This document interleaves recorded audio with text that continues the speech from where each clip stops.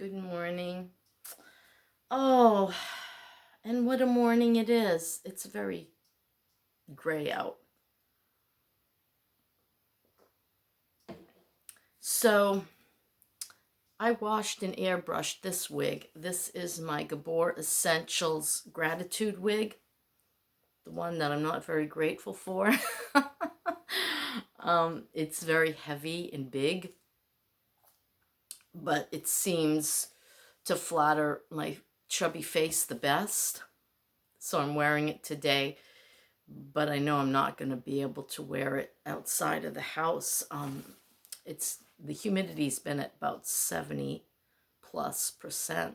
sometimes up to 80. And even though the temperature is like 63 in the morning, it doesn't feel it. There's not that cool, crisp freshness like up north. It's heavy and oppressive feeling. How do you explain it when it really becomes summer? Rough. Yes, rough. I have a bunch of boxes and box things that I got to get out onto that porch. Bonnie's coming tomorrow. Wow, that went by really fast. And I'm checking to see what I have left for minutes. And I'm struggling with which wig am I going to wear? Should I even wear a wig? Should I just go bald? Should I wear a scarf and look like I'm ill? It's a tough decision. But what's been on my mind the most is my husband. It'll be 9 months, April 10th. And it isn't his death that haunts me. It's his suffering and decline that haunts me. Though I think of things like, what were his last thoughts when he took that gun? When he grabbed the chair? When he sat down and closed the curtain? He was so claustrophobic, and yet he did all these things. I assume he was talking to God the whole time because I know Dennis.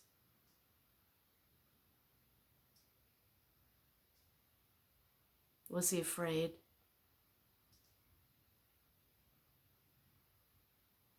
Was the gun cold when he put it against the roof of his mouth? Was his hand shaking or was he calm? He was very determined. There's no ifs, ands, or buts about that. But the last year of his suffering haunts me the most. The having no one to turn to and nowhere to go.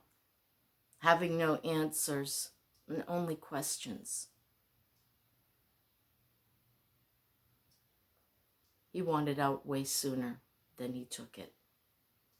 Clearly he was waiting for God to answer his plea to die in his sleep. But that privilege didn't come. As a matter of fact, it only comes for 10% of those who are dying. The rest are going to struggle through, and quite horribly at times, to the very end.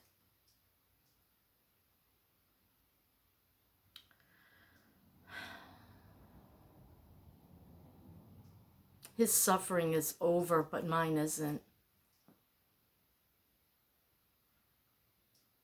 I looked at his picture last night. I'm like, can this really be true? We're never going out to lunch ever again? We're not going to sip coffee at the Metro in North Conway and then go and drive through the Notches? Go to some antique shops?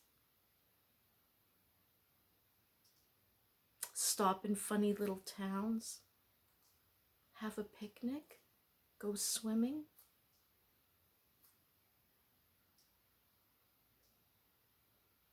That's it.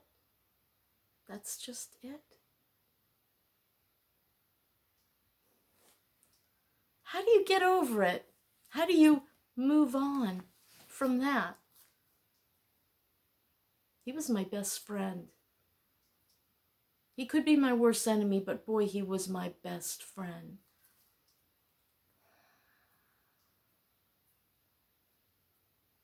I lost my best friend. I lost my husband, my lover,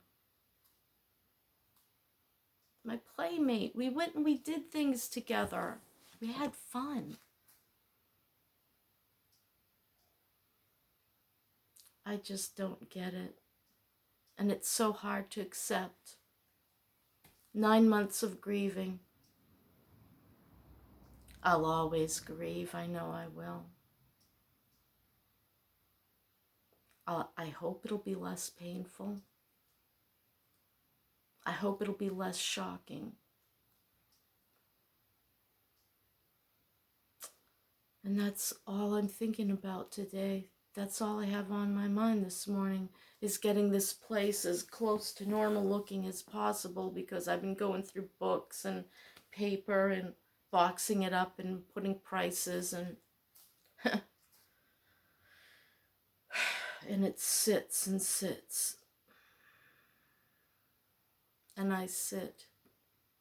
Not really. I just spilled sugar all over the floor and I had to vacuum that up. No sitting there. And I got to get this done out in the porch before it gets too hot. The porch really heats up. I wish you well today. It's a Sunday, a day of rest, but I'm going to be working.